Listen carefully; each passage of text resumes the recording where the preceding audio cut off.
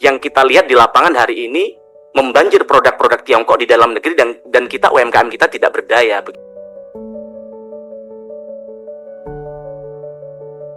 Kemarin kalau kita lihat banyak rakyat, banyak pemerintah teriak-teriak soal bagaimana Apple tidak boleh memasukkan produk iPhone 16 karena mereka belum buka industri dalam negeri, Pak. Yang kemudian memaksakan mereka hari ini mereka bangun industri dalam negeri, bangun pabrik di negara kita, dan akhirnya iPhone 16 bisa masuk. Tapi di sisi lain, Kementerian Perdagangan, Kementerian Perindustrian, hari ini jenengan lihat bahwa banjir sekali produk-produk Cina yang ongkang-ongkang kaki bisa masuk ke dalam negeri, salah satunya apa? Mobil.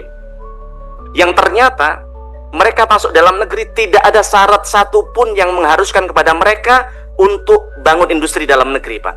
Lalu bagaimana dengan asta-cita Presiden Prabowo yang beliau menyampaikan bahwa akan terciptanya 19 juta lapangan pekerjaan? Artinya Menteri Perdagangan, Menteri Perindustrian tidak mampu menangkap asta-cita yang hari ini dicita-citakan oleh Prabowo, begitu, Pak.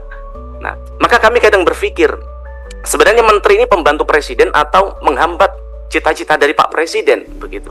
Telinga kita mendengar bahwa akan ada 19 juta lapangan pekerjaan, tapi mata kita melihat PHK di mana-mana.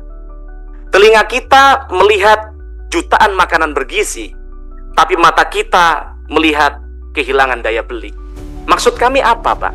Kemarin kami baru rapat di tempat ini. Jenengan tahu bahwa kita penghasil timah terbesar, tapi ternyata solder saja kita harus impor, begitu. Kenapa kok industri solder kita tidak punya daya saing? Karena ternyata ketika produk asing impor ke dalam negeri kita, ternyata mereka tidak dikenakan PPN apapun, tidak dikenalkan pajak impor, Pak.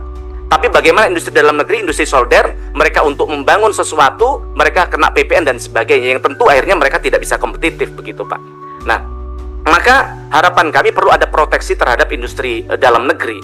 Kemudian yang kedua terkait revisi Permendak nomor 8 tahun 2024, yang ini menurut kami sangat urgent.